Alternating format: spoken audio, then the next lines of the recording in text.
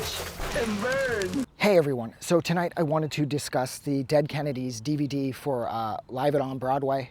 This would be the last show at the club on Broadway, as the DVD would tell us. It'd be a bit of an intro where it gives a brief history of the club and about Dirk Dirksen, who was the club's owner. He would coincidentally be the guy who was responsible for producing the Dead Kennedys' first album, which was Fresh Fruit for Rotting Vegetables. Now I will argue that he produced that record horribly. The record is tinny sounding, it's sort of thin, scratchy, and it's lacking in any sense of the word bass. So he seemed like a pretty decent guy who was giving a lot of bands a real chance and a place to play. But as far as his production was concerned, they really should have found somebody else to produce that first record, because some of the songs on Fresh Fruit are some of the most important that the Dead Kennedys had ever released. But the production is just so meh that I just don't like that record. And it's not just because of the production. I don't love Fresh Fruit.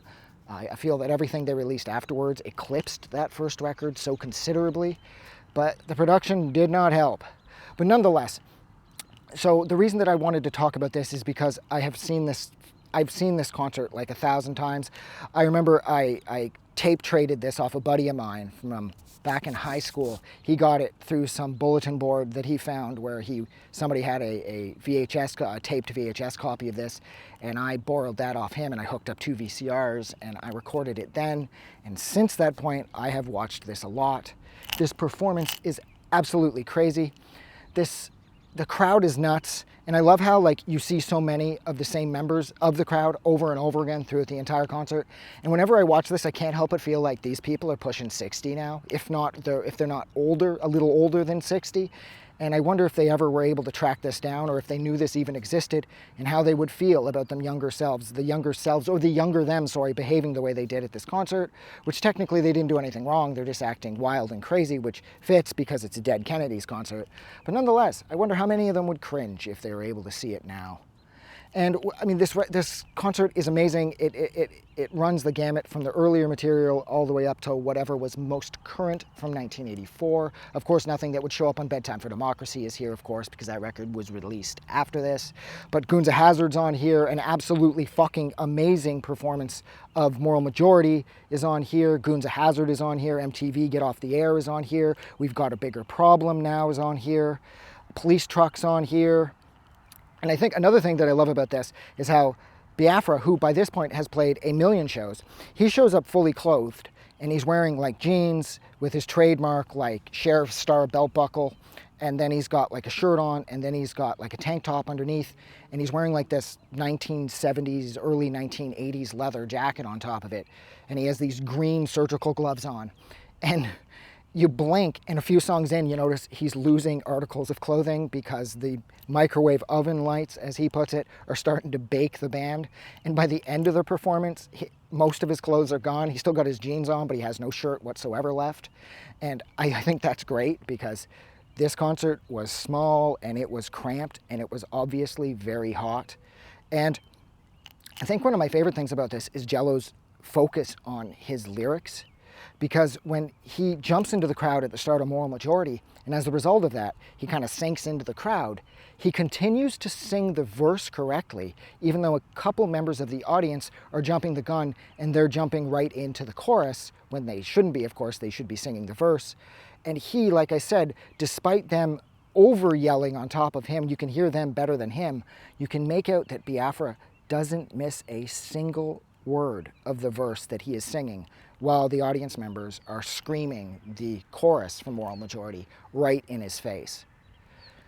Now, that, like I said, that is a real dedication to your craft, and that really has to be admired, and that's probably why people still like the Dead Kennedys today, and they still feel their music has a lot to offer because of things like that. Because I don't know about you, but if I would have just given up and ended up singing the chorus with the audience members, because I would have totally got lost. But Jello being the man of sort of a psychotic focus on his lyrics and what he's attempting to say and get across, it's not too surprising. But at the same time, it is actually, no, it's not that it's not too surprising. It's actually fairly surprising, because he doesn't skip a beat. And I've thought about this endlessly over the years. I don't know how he was able to do that. But yeah, this entire concert, it's the right length. Songs don't go on too long. It comes and goes, like, you know, and then you put it on again and you don't mind, because the Dead Kennedys as a live act, they were so tight, and you could tell that they took their music seriously enough to rehearse as much as possible, because despite the fact that you can tell that this is honestly 100% live, the songs are so incredibly well played, and Klaus and Darren as a rhythm section, I mean, they're like they're so unsung in that category. Like, I mean, you got Geddy Lee and Neil Peart, sorry, and then all the way down on the other end of the spectrum, you have Darren and Klaus from the Dead Kennedys, and they're all very equal to each other, you know, like the guys in the same with Y. Tim K and Brad Wilk from Rage Against the Machine. They have an incredible rhythm section too, because their bass and drumming, it melds so flawlessly together. And bands like Rage Against the Machine and bands like Rush will, of course, hog the majority of the spotlight because they got so much bigger and their songs were that much more accessible. Well, at least a chunk of Rush's stuff was more accessible. A lot of their more longer prog, sprawling stuff wasn't all that accessible, but it was their massive amount of talent that allowed Rush to shine as bright as they have. But with bands like the Dead Kennedys, their rhythm section was just as tight as Rage Against the Machine or Rush. It's just, I felt that they never really got the attention that they were due, because Biafra sort of stole the spotlight with how incredibly outspoken he was, and how his larger-than-life personality and his incredibly smart and like razor-sharp satirical lyrics always seemed to take the spotlight away from the more musical aspects of the band. Like, East Bay Ray was one of the best guitar players that music has ever produced, but it seems like, again, he was overshadowed by Biafra's bigness and his massive personality. And it seems like the guys in the band always had to kind of fight for a moment in the sun, because there was Jello, who didn't do it on purpose. It was just Jello couldn't control himself, and he had a lot to say, and he was really angry about a number of things that were going on in the United States at that point. Well, not at that point. Technically, he's still going. He hasn't budged. He's all over YouTube. There's a whole thing called What Would Jello Do? And Jello Biafra has not lost his anger one bit throughout all of the decades since the Dead Kennedys have broken up. And that is something really remarkable. But see, here I am again discussing Biafra over and over again, and I'm not discussing the incredible talents of Klaus, Darren, and Ray.